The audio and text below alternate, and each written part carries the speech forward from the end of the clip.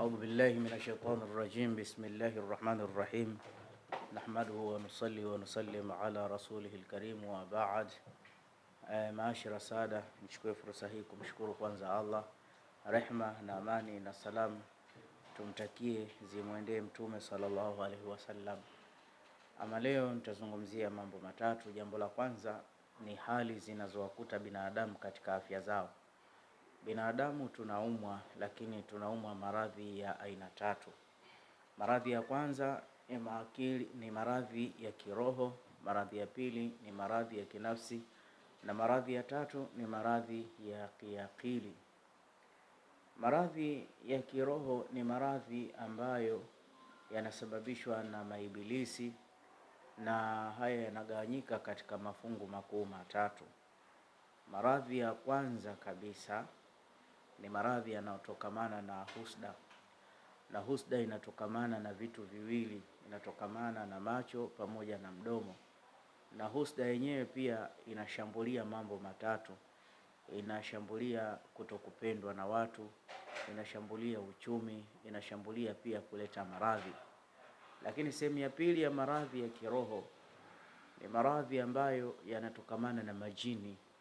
Majini yanaweza kusababisha mtu kuwa kama na homa, yanaweza kumsababisha mtu kupata bawasiri, yanaweza kumsababisha mtu anaonekana pressure iko juu sana, sukari iko juu sana, homa, mwili, kichwa, mgongo, kutetemeka, kufa macho. Maradhi mengi yanapandikizwa na kitu kinachoitwa majini pale yanapoingia mwilini. Lakini sehemu yake ya tatu ni uchawi.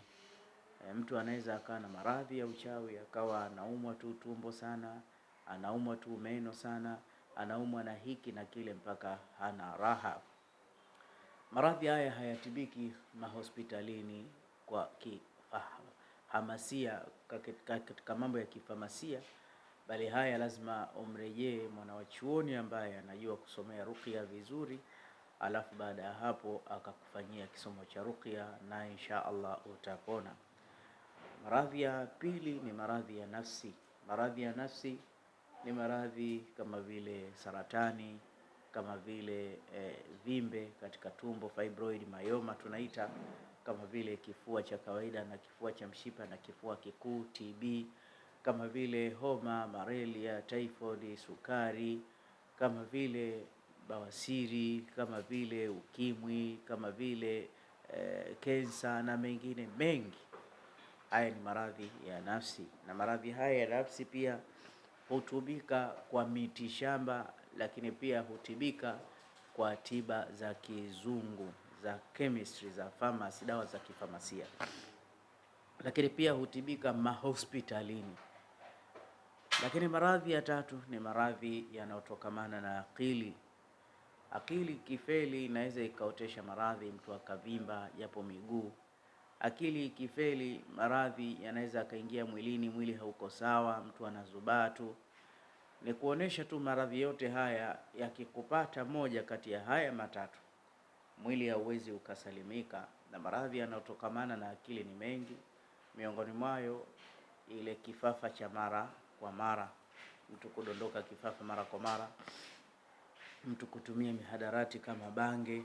Hivi vitu vinaweza vikaathiri akili. Lakini stressi, kuchanganikiwa, kutendwa, kuumizwa na mahusiano na mfano wa hayo. Lakini kukosa usingizi muda mrefu bila sababu za msingi kunasababisha akili ikafyatuka. Lakini pia mashetani wanaweza wakakurimoti wakaiharibu akili. Alhamdulillah, tunamshukuru Allah, maradhi yote hadhihi kullu alladhi dhakarnaka, yote tulokutajia maradhi haya, nasi kwa uchache wetu maradhi kama haya tunayashughulikia, tunayatibia. Popote ulipo tupo.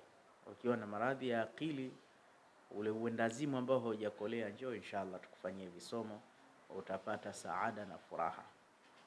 Lakini pia hewallah, barakallahu fikum, ukiwa na matatizo ya kimashetani na hasadi, hapa ndo kwenyewe. Lakini pia ukiwa na maradhi ya kinafsi ya aina yoyote, njoo. Hii ni sehemu ya dua, hii ni sehemu ya maombi, hii ni sehemu ya kumlilia Allah subhanahu wa ta'ala. Mfano wa madawa ni haya hapa. Tunayo madawa mengi hapo. Kuna madawa ya sukari, kuna madawa ya nguvu za kiume kwa kina baba. Kwa kweli maradhi yote unayoumwa dawa zake tunazo. Uko wapi tukusaidie? Sisi wenzio tuko Buguruni Rozana, na namba zinapita katika kioo chako cha simu. Nami nikome hapa nikuambie wassalamu alaikum warahmatullahi wabarakatuh.